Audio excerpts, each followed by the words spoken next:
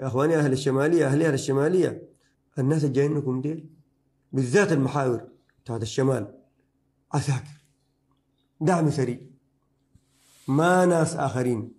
اثنين يا ناس الشماليه، انا والله كلام بقول لكم ده، انا لا بهدد زول ولا بغش زول. احنا قواتنا دي وصلتكم، ما في زول يمرق من بيته. انما بالنسبه للدواعش عندنا لهم قوائم، كان في طنقل عندنا لهم قوائم، كان في الدبه عندنا لهم قوائم، كان في مريم عندنا لهم قوائم، في كل المدينه عندنا لهم قوائم. قوائم موجوده، النشط منه والما نشط منه احنا عارفينه، المشارك منه والمشارك منه احنا عارفينه، الهرب منه الموجود منه احنا عارفينه.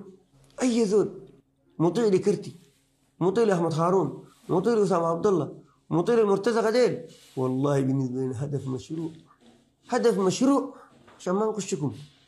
لكن ما تطلعوا من بيوتكم، ما تخلوا منازلكم، ما تخلوا مزارعكم، ما تخلوا متاجركم.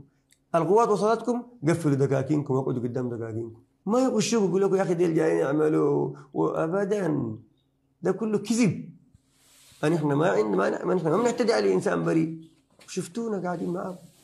احنا لو مين بدينا الحرب دي بديناها بنظافه بتاعت الكيزان والعفن المعانا، احنا ما كان وصلنا الدرجه.